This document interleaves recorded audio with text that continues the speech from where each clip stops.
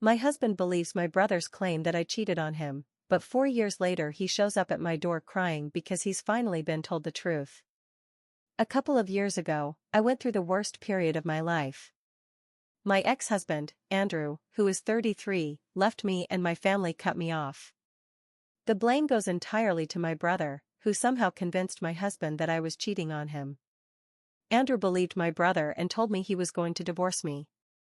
And if anyone has doubts like my ex-husband, no, I never cheated in my life, let alone during my marriage. I have no idea why my brother wanted to destroy my life like that, but he did. Andrew and my brother were best friends. I started dating Andrew when we were in school, and we got married when I was 22. I had a pretty good married life with him until my brother ended everything. Andrew didn't even give me the chance to defend myself. My brother made sure to fully convince Andrew that I was a lying, cheating witch. 4 years have passed since the divorce.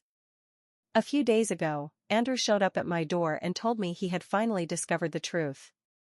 He literally broke down crying and, with tears streaming, said that my brother had confessed to setting me up and making it look like I was cheating on him. Andrew cried loudly and actually got down on his knees to beg for my forgiveness. He said he made a huge mistake believing my brother, that his life had been miserable, and that he needed me.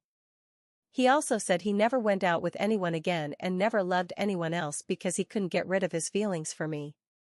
He wanted me to forgive him and maybe consider getting back together. He said he would even be fine with just being friends. Seeing him after so long felt very strange. Yes, I finally felt validated, and I was glad the truth had come out, but my heart also broke when I remembered what I went through back then. I told Andrew that whatever he was going through now was none of my concern, because unlike him, I had already moved on with my life. Andrew left, but he begged me to at least give him the chance to explain before I removed him from my life forever, exactly the chance he never gave me when he chose to believe my brother without hesitation. Since then, my phone hasn't stopped ringing with messages. Andrew begs to meet me and let him explain his side, all from different numbers because I blocked him and don't want anything to do with him. My family also contacted me after 4 years because they too had learned the truth and wanted me to forgive them. They're saying my brother has messed up badly and now his fiancée is going to leave him. She was the one who somehow discovered his secret and exposed him in front of everyone. My brother confessed to her for some reason, maybe because he wanted to enter the relationship without lies, or because he thought it was funny, or because he's an idiot, which in retrospect fits all three possibilities. My family wanted me to forgive them and Andrew so that my brother could save his relationship with his fiancée and with his friend. Just to be clear and to avoid any doubt, everyone who believed my brother's lies now wants me to forgive them. My ex wants to come back, and the rest of the family wants to protect the relationship of my empty-headed brother. I don't know how to say this without sounding violent or resentful, so I'll try to use the softest words I can think of. There is no way in hell I'm saving the skin of that filth, who as far as I'm concerned can sink into the lava of hell. Yes, I think that's the softest way I can put it right now. As I said, I've moved on with my life, new circle of friends, a new life without my family and my ex, but what they're asking is absurd. I'm glad they finally saw the truth, but I do not care about any of them at this point. To try to explain why my brother did what he did, although it doesn't justify anything, I think my brother had been frustrated because his girlfriend cheated on him. So he decided to unload his anger onto my marriage. He went through a phase of all women cheat and are evil, so even though I was his sister, it didn't matter if he could do some supposed good by helping his friend. He always supported my relationship with Andrew, so it's not like there was bad blood involved. I don't know why he did it. I haven't heard from my brother, and for that I thank God. He is the last person I want to hear from right now. I stopped considering him my brother a long time ago. As for my family, they threw me out when I was at my most vulnerable. I was deeply depressed and had suicidal thoughts because everyone in my life rejected me and pushed me out. It was my best friend Laura who stayed by my side. She lived in another state but flew out to help me through the pain. After the divorce was finalized, she invited me to stay at her home as long as I needed until I could get back on my feet, which eventually turned into a permanent arrangement. I've been renting here for some time, ever since Laura moved in with her current husband. I believe Andrew knew I was probably staying near Laura or thought she might know where I was. Laura recently got married and shared some photos in which I appear. I think Andrew came to the house today hoping to get my contact information from Laura. This is Laura's childhood home, so Andrew and I have flown here a few times and stayed with her. Laura knows exactly how much I suffered because of all of them. I was very close to ending everything, and she was the one who pulled me out of bed and took me to the shower on days when I didn't even want to open my eyes. I received therapy and I've been doing much better now. I have a good job and I also have some friends. I don't have a partner or anything, but I have been going out with people. Laura and her husband have now become my family. So I wanted to vent somewhere. I still haven't told Laura, and I don't plan to for now. I hope that you, strangers on the internet, will at least lend me your eyes and maybe offer some words. No, I'm not confused about what to do. To me, everyone from my past who abandoned me is dead. I've been blocking everyone I can, although some are more insistent than others. But yes, remembering that painful past can have a negative effect on you. For years can be a lot or a little depending on how you look at it, and therapy and friends have helped, but everything came back too fast. Edit, I just want to address a few things you all keep asking me. I don't know all the details of what was said between Andrew and my brother, so I can't say for sure how my brother convinced my husband that I was cheating. Andrew just kept telling me he had proof and that he would use it against me in court and make the divorce process harder. I even tried so much to talk to him, but he simply didn't want to communicate with me without a lawyer present. Even when we met for divorce discussions, I would often cry and beg him to believe that I didn't cheat. Maybe I was stupid for not pushing him to show me all the evidence, but in hindsight, I feel that convincing him that I didn't cheat wouldn't have been the best thing for me. My guess is they showed him some fake chats or something like that. The evidence never came out because I gave Andrew an easy divorce once I realized there was nothing left to do after the first few weeks. I was extremely devastated by his behavior. I couldn't believe he would doubt my loyalty and integrity.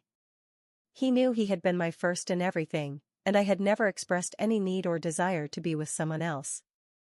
There's also the fact that he said some very hurtful things, and his constant dismissal of me was very insulting. He didn't even give me the chance to explain myself. I was so offended and upset that I decided to just give him what he wanted. I'm not going to lie and say he was stoic or calm, he was not calm or serene. He looked like it physically hurt him every time he was near me and needed to talk to me. He avoided eye contact and usually only talked to his lawyer, and my lawyer did everything possible to avoid even looking at me. After a few weeks, I thought enough was enough. We were both already suffering, and there was no way we could save the marriage, so I decided to do what Andrew wanted. I see many comments saying I should have been vengeful and all that. Look, I was mentally gone because of everything that had been happening. I lost my husband and my family all at once. I had no one to turn to, and even some of my friends began distancing themselves from me. Thank God my best friend was there, because otherwise I don't know what I would have done. I would have been homeless and probably dead from my depression and mental health crisis. I also don't know what I could have done at that moment. It's not like I gave my ex all my money or anything like that, I simply decided to sign the papers and end it. Update 1, I've been feeling very down and a little lonely these past few days. Single life really can suck when you're dealing with a crisis and have no one to share it with. I know I have my best friend Laura, but I really don't want to bother her right now. She recently got married and is enjoying her newlywed life with her husband. I really don't want to burden her with my problems, she has already done enough for me. Yes, I know she is truly my best friend on this planet. I am alive and well thanks to her, that's exactly why I didn't want to bother her while she was enjoying her new life with the man of her dreams. I really didn't want to involve her, but the news reached her anyway. Laura was extremely angry with me for not telling her what was going on, but she forgave me pretty easily. She told me that my family and my ex had been blowing up her phone, begging her to intervene and convince me to talk to them. I don't know what she told them, but knowing her, it probably wasn't nice. She can be really harsh when she's angry, and she has always been furious with my family and my ex for what they did to me. Well, you all seem angry at them too. Laura asked me what I thought about the whole thing, so I told her that I didn't want anything to do with them, and that I could simply block them all and move on, maybe even threaten to sue for harassment if they didn't back off. That's what you all have been telling me too. But Laura somehow told me that I should consider meeting Andrew at least once. This was very strange coming from her because she hates Andrew. In fact, she said some very unpleasant things about him when we met and talked.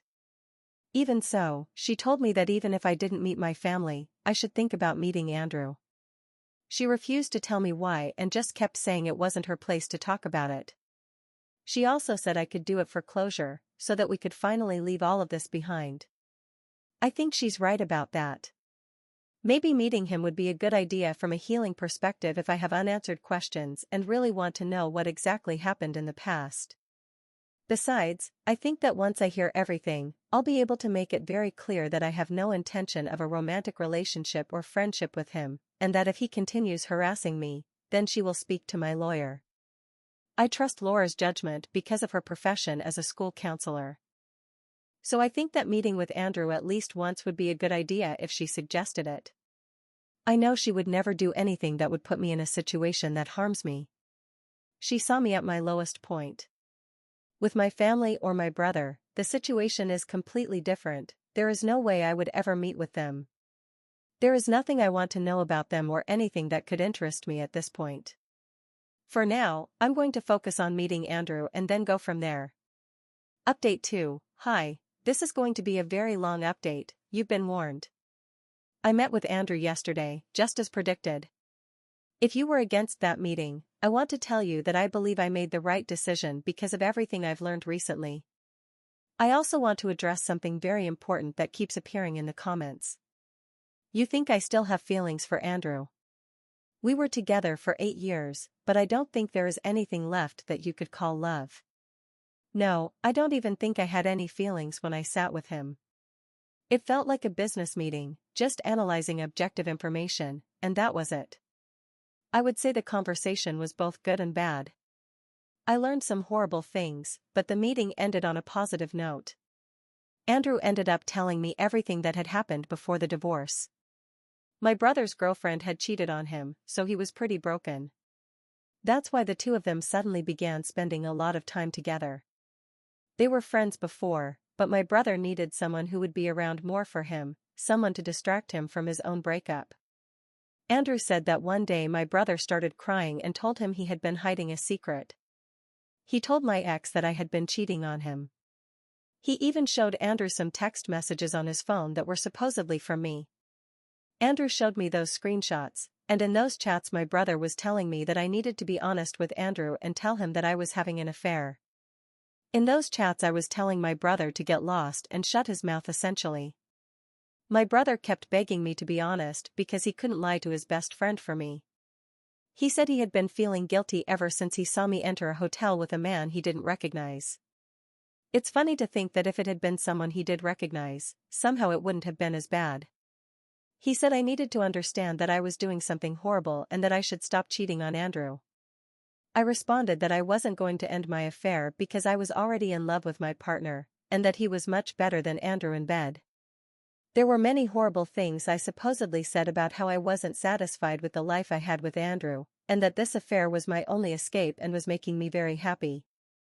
Andrew told me he was 100% sure of it because my brother showed him those texts directly from their chat. My theory is that he created the whole conversation while we were hanging out together. I didn't keep much control over my phone, so he could have simply picked it up and written that conversation before deleting it from my phone to hide the evidence. Andrew was right when he told me that my brother had meticulously planned all of this just to blow up my marriage. He had been angry at the world and angry at women in general after being cheated on. He also didn't like how Andrew was so happy in his married life while he was miserable and didn't even have a girlfriend. Now my brother has confessed everything to Andrew. It's really ironic that he chose to unload his rage on me, his own sister. And do you want to know how my brother's fiancée discovered his secret? She stumbled upon his chats with our mom. She was probably trying to send some wedding-related things to our mom from my brother's phone, and instead she discovered this masterpiece. So my mother has known for a while that my brother set me up. She had been telling my brother that sometimes she felt guilty about his secret. Yes, I have the most garbage family of the decade. My brother had confessed everything to our mother a long time ago for who knows what reason, yet the two of them decided to keep it a secret because they knew my brother's fiancée would leave him and Andrew would break off their friendship. My mother chose my brother over me. I suffered basically for nothing, you know? In a way, I'm laughing and crying as I write this. My family is simply a group of twisted people who can't think about anyone but themselves. I guess I'm just incredibly lucky to have such a loving family, sarcasm intended. Aside from that, I'm glad I found out everything. Andrew freely gave me his phone so I could check if he was telling the truth. He wasn't lying, there was a lot of information there. After that, Andrew asked me if there was even the slightest chance or anything inside me that could forgive him and give a fool like him, who ruined his marriage because of the lies of a former friend, another chance. I told him the truth, I don't like lying, I didn't get that trait from my mother or my brother. My answer was that there isn't even a tiny speck inside me that wants to return to that relationship. And it wasn't out of spite. It's just that I can't be with someone who essentially left me the moment someone showed him something without even confirming it. I also informed him that although I appreciated the information and that the evidence was important, I preferred to keep limited contact. Here's the thing, and what my mind was able to process during the conversation, quickly, though I'm still not completely sure, I think I can sue my brother for damages and for impersonating me, and I will probably need Andrew's testimony. If that's the case, I can't cut contact with him entirely until I see whether this is possible and, if so, pursue it legally. I will need a consultation with a lawyer before knowing how realistic this is, but I didn't want to leave you all out of the loop. And that's why, even if the meeting was partly bad because it stirred everything up again, I think something good might finally come from it. I also think this is what Laura was referring to when she told me to go talk to Andrew, I just haven't discussed it with her yet. Update 3, you don't have to tell me, I know it's been quite some time. Sorry you didn't hear from me. I couldn't really respond to your private messages because I was a bit busy recovering from a sprained wrist. I had a bad fall down the stairs at work and got injured. Let's just say the last few months haven't been the best for me. But things have happened since the last update, so here we go. To start with, my lawyer said we can sue. I gave him all the evidence I got from Andrew's phone, messages with my brother, and he told me he needed to verify that they were authentic. After all, these messages could have happened the same way those fake ones did, the ones where I supposedly admitted to cheating. I also put him in contact with Andrew, he's the star witness in my case. Yes, we've already filed the lawsuit, and now we're waiting for my brother's lawyer to respond. The only problem is that some issues have been developing on his side. Apparently, my brother was in a horrible mental state and did something really stupid, which I'll talk about later.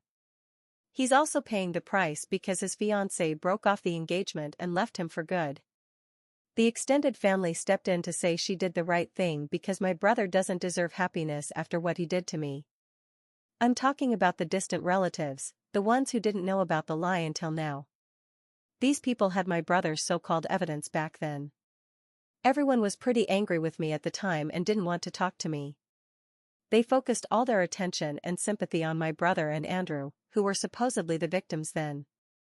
After the truth came out, Andrew tore my brother apart in front of the extended family, and now it's hard to find anyone who wants to speak to him, except my parents, who keep begging for forgiveness and are doing everything possible to prevent the family from abandoning him in this vulnerable state. My extended family weren't people I interacted with regularly, and even less so in the past years. No, I'm not worried about forgiving them or rebuilding any bond, I'm beyond that. As for my parents, no, not them either. But they do matter to me insofar as I hate them. Especially my mother, because she knew everything. It's also possible that my father knew too. They called me again, using the number of one of my dad's friends. How do I know? Because after our call ended, I texted hours later telling the owner of that number that if he was helping my parents, he was the same kind of trash as they are.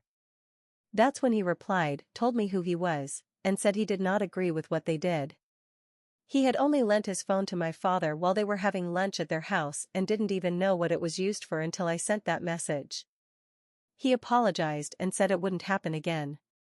Returning to my conversation with my parents, I told them they were hypocrites for worrying about my brother's mental health when they had never worried about mine. I told them about all my mental struggles, things they surely never knew, and how much pain I went through because no one was willing to believe me.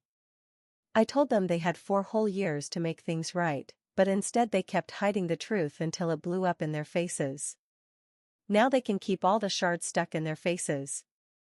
Neither of them cut ties with my brother after what he did, they just keep defending him like he's some poor abandoned stray cat.